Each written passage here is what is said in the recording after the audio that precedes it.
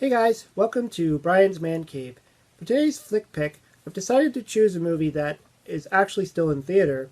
At least it is at the time I'm recording this. And normally I would do movies like retro movies or 80s movies or things that I owned that I liked and things like this movie, Hamburger Hill, which I was thinking of doing. But the one that's in theater now is called Hacksaw Ridge, and I just happened to see it. I didn't hear much about the film beforehand, and I was at the theater. I was looking for a good movie, and I saw the poster. I'm like, that looks neat. So I really didn't know what I was walking into, and I was quite surprised at the end. And I mean, it's a true story, and a lot of these war movies are. They're based off of some kind of event in World War II or Vietnam War. They're usually based off of a person or a platoon. So Hacksaw Ridge was based off of a person. His name was Desmond T. Doss, and it's actually quite interesting the kind of stuff that he went through in this movie. And through the whole thing, I'm wondering how much of this is real, how much of this is Hollywood, because usually when you do watch a movie like this, they sprinkle the truth throughout, but they don't put it, always exact, because let's face it, most times reality isn't as interesting as what Hollywood can come up with. So they always have to make stuff up. They always have to be over dramatic, add things that are longer than they really should be. And so while I was watching this, there's so much action scenes that were unbelievable. And so really what the movie is about is that Desmond is a medic that refuses to carry a weapon into battle. He joins the army essentially to save the soldiers from the wounded and the people who get shot at and limbs blown off. That's what he wants to do. He doesn't want to shoot other people. He doesn't want to carry a weapon, and he has his own beliefs as to why. And they explain it quite thoroughly in the movie. They show you a few scenes. I don't want to give it away for people who want to actually see this movie, but really they do a good job showing the backstory as to why he doesn't want to do this. And just to note, he's not the only one to do this. Like when I was watching this, thinking like, who would do this? Would someone actually run into battle with bullets flying everywhere and bombs and stuff going off without actually carrying a weapon? But then you think about it. The weapon really doesn't save you anyways. I mean, it can stop somebody, but I mean, if you're going to get hit, you're going to get hit, weapon or not. But his belief wasn't to actually carry a weapon. They kind of show his life when he's a kid. They show his life when he's a teenager, and falling in love. There's a lot of the beginning of the movie. It's a little bit slow in the pacing, but it builds up to what his character is and what this man really was. And then obviously it goes into basic training. Now, there was a surprising actor in there that I really was scratching my head at. At first I didn't even think it was him, and that's Vince Vaughn. Vince Vaughn is quite he's a diverse actor. He plays in a lot of different movies. He plays in dramas, he plays in comedies, action. And so to see him as a drill sergeant really kind of took me back, because the last few movies I've seen him in have been comedies with, what's his name, Owen Wilson, and, all those random comedies that he just kept showing up in time and time again. So to see him in this role where he's this really, nasty drill sergeant, and, he kind of had his humorous side too. He was a little humorous. I did laugh, and I thought that was kind of funny. I'm laughing in a war movie. But to be fair, I mean, like I said, the beginning of the movie isn't really war. It's the lead up. But then when it actually gets into the war scene, I mean, after you learn who the characters are, it goes into he actually gets shipped over to this is the Battle of Okinawa, and it's all about them trying to overthrow this ridge called Hacksaw Ridge. At this point, this is where the movie turns to the more darker side, the more horrors of war. And it really did remind me of this movie. First of all, Hamburger Hill kind of reminded me of this. And Saving Private Ryan. And if you've seen Saving Private Ryan, you know the first 20 minutes of the movie is just brutal. And so I would say in this movie, Hacksaw Ridge, the last portion of the movie is brutal. And it goes in droves. It's like it's brutal for a while, calms down, and then it's brutal again.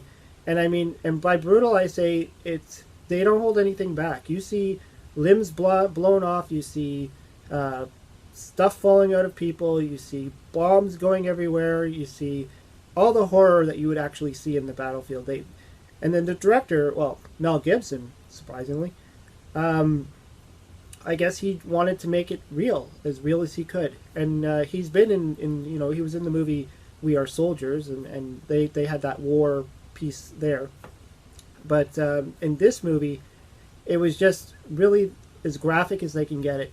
And there was a reason for it, because they really wanted to show the main actor, in this case Andrew Garfield. Again, surprising actor. I'm used to seeing him now from the Spider-Man movies, and he was in The Social Network. So seeing him in this style of movie was a little bit weird, but he played the part really well. He carried the part. And you see him crawling around the battlefield, literally stitching, mending, doing all the stuff that the medics do. Now, the one thing I do have to say is they didn't spend too much time showing him on the battlefield. They spent more time showing the battlefield, the people getting massacred, than they did of him actually going and saving. So you don't have to worry that this movie might be kind of boring and that it's just a guy going and saving people. Because the scenes that they do show him, it's very few and far between. But they do give you that good essence of what it would have been like. As far as the ending of the movie, they do change a little bit of the real story, but I understand why, because they really just wanted to focus on this one battle of the Hacksaw Ridge. But other than that, I think they pretty much covered what the real Desmond Doss went through. And the other interesting thing is, at the end of the movie, just before the credits, they show some live footage of Desmond himself back in 2006, talking about the incidences that he went through. And I guess it was an interview that was set up before they started making the movie. And he was talking about the scenes that were in the movie. And I was kind of blown away by that, thinking, because a few scenes I thought were fake, but he actually did those things. And so it's quite a surprising film that you watch this and you're like, this guy actually did this. And really, like, what the premise is he kept going back up there, pulling people down when everybody else was pretty much abandoning that situation, saying they're a lost cause, just leave them, let's get out of here kind of thing. They couldn't hold the Japanese back. And he refused. He kept going back up for more. He knew there were still people that were alive, and he would go back up, grab them, bring them down, and that was what he wanted to do. And it's amazing he didn't get killed doing it, because if they found out he was a medic, they would have shot him, essentially. The other great actor in this film is Hugo Weaving, and again, I didn't recognize him at first, because I'm not used to seeing him without having like lots of makeup or being behind the scenes and using his voice so I wasn't really familiar with what he looked like. But I mean, his acting is great. I mean, he really made you hate this man, and he was playing Desmond's father, who was a survivor of the Great War, and there's obviously a backstory involving him and Desmond as to why Desmond is the way he is. But there's a scene where, because basic training, he was supposed to carry a weapon and use a weapon in basic training, and he refused. He ended up getting court-martialed, and his father had to come to his rescue.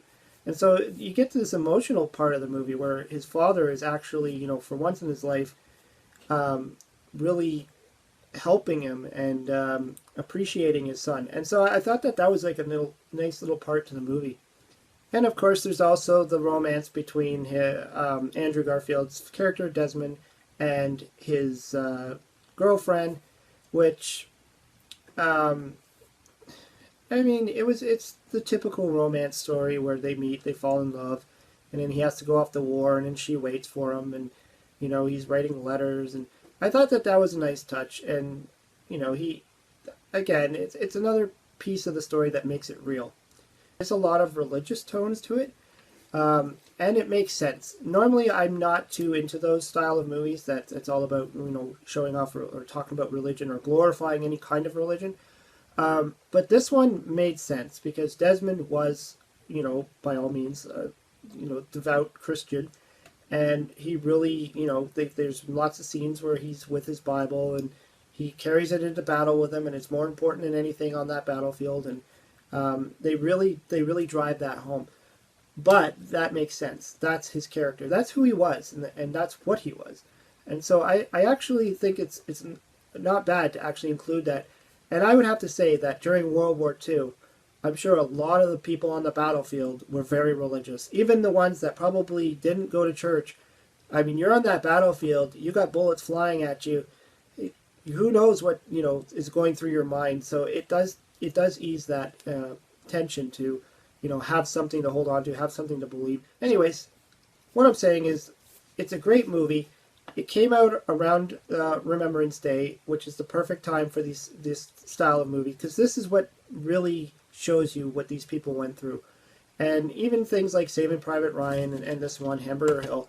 I mean, and I just watched Saving Private Ryan again as well, and it does take its toll on you. You watch this stuff, and you really, you get into this, and it just, you just can't imagine being in that scenario. You just can't. Even with these movies, showing as graphic as they can, you just don't know how people actually did this stuff and how they still do it.